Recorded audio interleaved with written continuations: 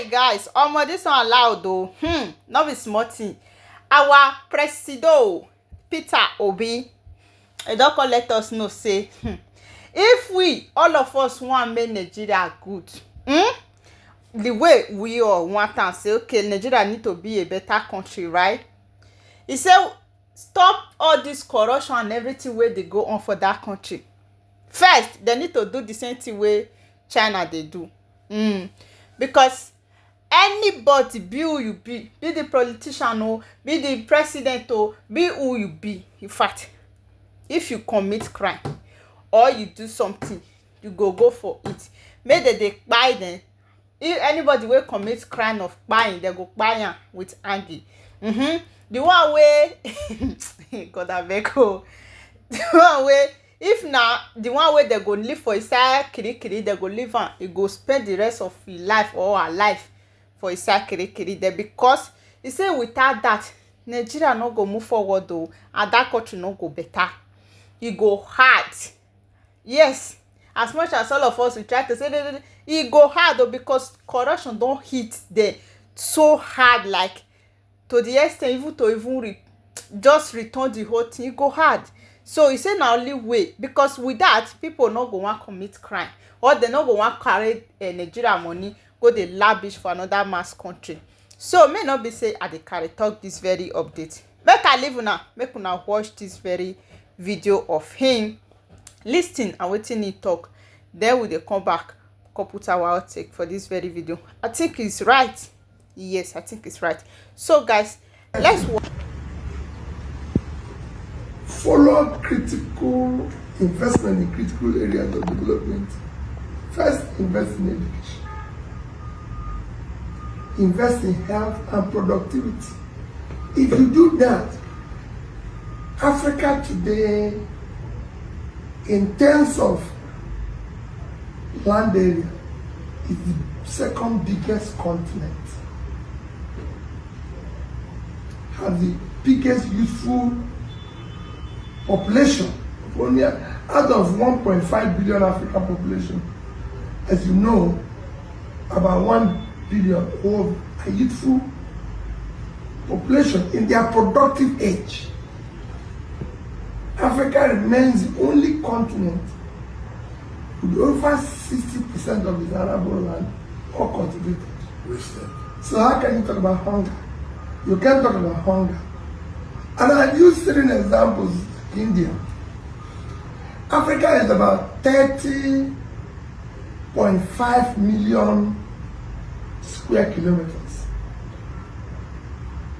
India is about 3,000 plus, which means Africa is 10 times India's size. India produces nearly 150 million tons of rice. Africa as a whole produces about 25 to 6,000. So India produces 6 times the amount of rice Africa produces.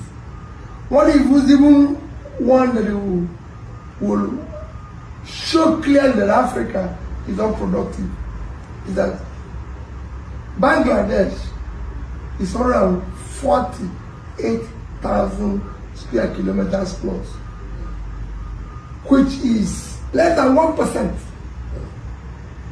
It's about 0.05% of African size.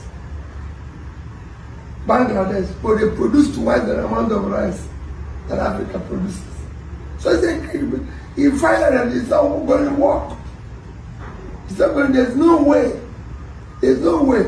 Even in Nigeria alone, 60% of arable land is uncultivated. We have 923,000 square kilometers of land. Bangladesh is 148 plus. So Bangladesh is 1/6 of Nigerian size.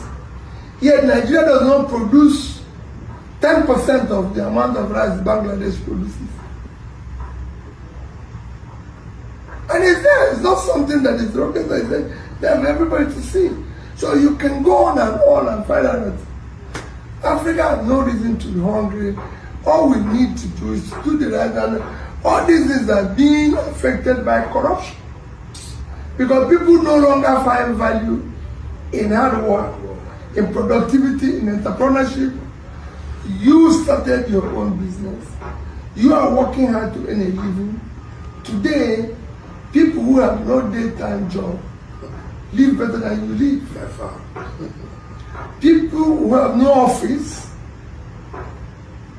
live like stars. So it is a crisis. So we must deal with the issue of corruption aggressively. Maybe what the Chinese people are doing. Make sure that the amount you steal is death sentence. The amount you steal is life imprisonment. The amount you steal is not less than 10 years imprisonment. So when you deal with it strictly, then you start investing in critical area of development which you can achieve organically by ensuring that those who will elect, one, are competent, two, have the capacity. Because you can be competent, but you have passed the age where you have the capacity to work. You must have the capacity to be able to move around and do the right thing. Three, have the compassion. And leadership without compassion is not a leadership. A leader must be somebody who feels that, listen, we have to do things for people. Citizens-led leadership. You must go 24 hours thinking about the people. Anything short of that, you will see your time. And all these things come with your character, with this and everything. So it's a critical thing we want to. But thank you for initiating the lecture. I mean, we all seem powerless, but we're not too powerless. So we can make our own individual contributions. And this in the future, our children will not ask us, what did you do? You keep complaining, but you did nothing about it. So, but it seems that they are trying to encourage all of us not to bother. It's just to say, don't even talk. don't even say anything. And because your friend is in power, then you should stop talking. So the only people you can criticize are your enemies.